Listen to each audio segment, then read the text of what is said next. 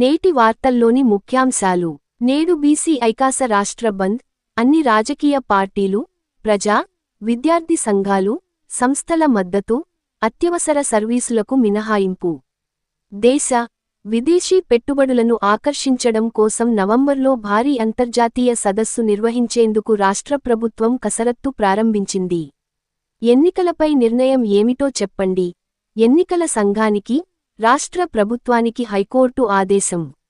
Maoist కేంద్ర committee సభ్యుడు Takkalapalli Vasudevarao alias Rupesh, alias ఆశాన్నతో సహా 208 మంది ఛత్తీస్గఢ్లోని జగదల్పూర్లో నిన్న డీజీపీ అరుణ్ దేవ్ గౌతమ్ సమక్షంలో లొంగిపోయారు. కొడంగల్లో రాష్ట్ర ప్రభుత్వం ఏర్పాటు చేయనున్న కొత్త పశువైద్య కళాశాల భవన స్థలాన్ని నిన్న భారత పశువైద్య మండలి అధికారుల బృందం పరిశీలించింది. వరి పండించిన రైతులకు సాంకేతిక సమస్యలతో, వర్షాలతో ఆందోళనకరంగా మారింది. కాంటాలు వేయకపోవడంతో ధాన్యాన్ని కాపాడుకోవడానికి రైతులు తీవ్రంగా ఇబ్బందులు పడుతున్నారు. క్రీడా వార్తలు. భారత యువ షట్లర్ తన్వి శర్మ ప్రపంచ జూనియర్ బ్యాడ్మింటన్ ఛాంపియన్షిప్లో పతకం సాధించింది.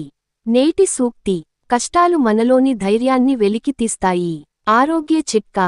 పిల్లలకు సంపూర్ణ ఆహారం పాలు. నిన్నటి జీకే ప్రశ్న.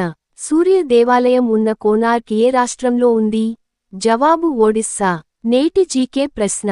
భారతదేశం యొక్క యూపీఐ పేమెంట్ను అడాప్ట్ చేసుకున్న 8వ దేశం ఏది? నేటి జీకే ప్రశ్న మరోసారి. భారతదేశం యొక్క యూపీఐ పేమెంట్ను అడాప్ట్ చేసుకున్న 8వ దేశం ఏది? ఇంతటితో వార్తలు సమాప్తం.